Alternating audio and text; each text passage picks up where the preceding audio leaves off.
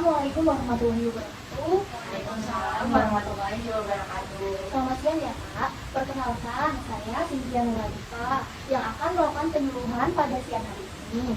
Sebelumnya saya akan membagikan brosur terlebih dahulu. Maaf ya Kak.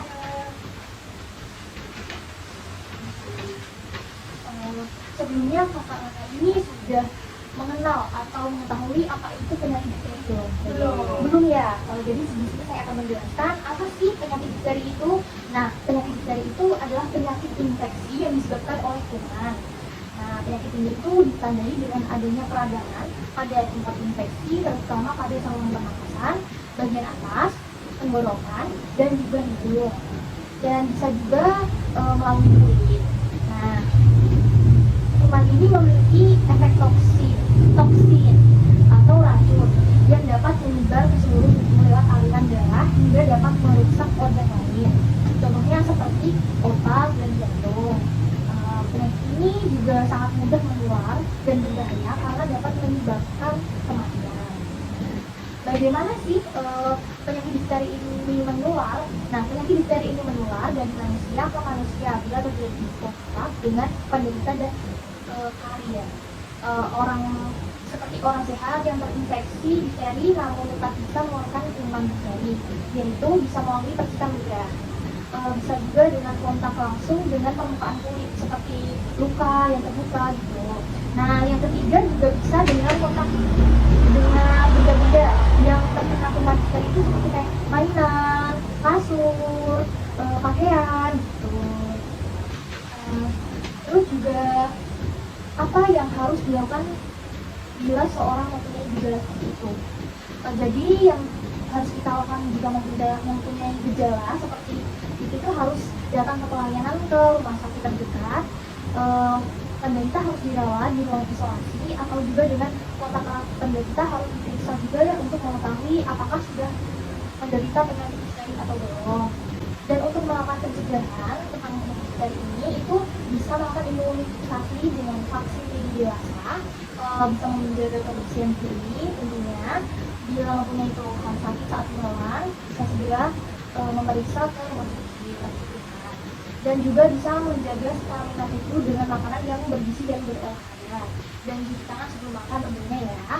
Dan yang terakhir itu bisa menghindari kontak dengan penderita langsung difteri. Nah, untuk pencegahannya ini sudah ya Kak, boleh ditanyakan atau ingin bertanya kakaknya tentang penyakit difteri ini? Ya Kak, saya mau tanya.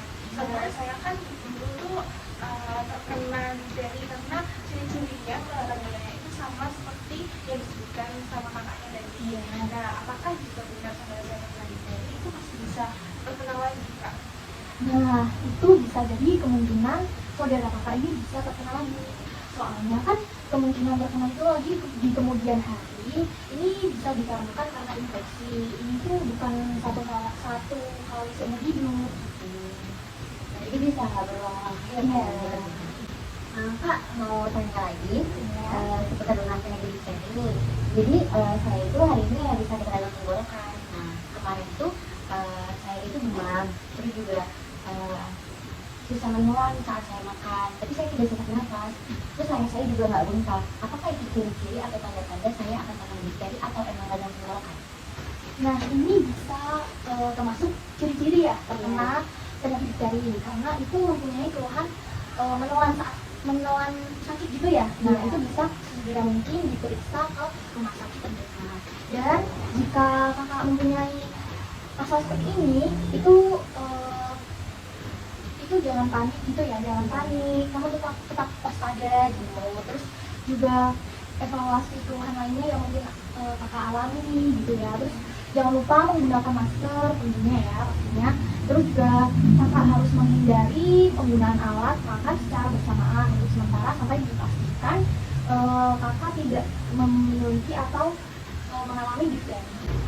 Apakah ini ditanyakan lagi Kak? Tidak ya. Nah, tadi kan saya sudah menjelaskan tentang penyakit difteri ini ya. Apakah Kakak bisa menjelaskan ulang apa yang sudah saya jelaskan? Setahu saya tadi itu penyakit difteri itu penyakit infeksi yang disebabkan oleh kuman. Terus dia ditandai juga dengan adanya peradangan, terus peradangan terutama di saluran pernafasan, tenggorokan, itu juga bisa terkena difteri.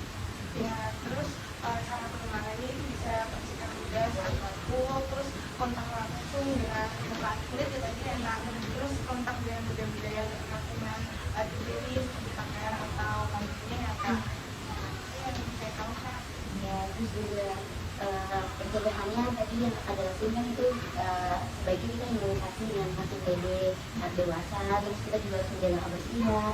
Terus bila ada keluarga atau teman yang memiliki ciri itu, sepertinya harus cepat dilarikan ke rumah sakit. Nah, seperti yang tadi sudah dijelaskan, terima kasih ya Kak sudah aktif dalam penyuluhan ini, dan juga jika saya ada salah kata, mohon maaf ya Kak. Ya. Saya Cynthia pamit ya Kak untuk pertemuan ini. Terima kasih. Assalamualaikum warahmatullahi wabarakatuh.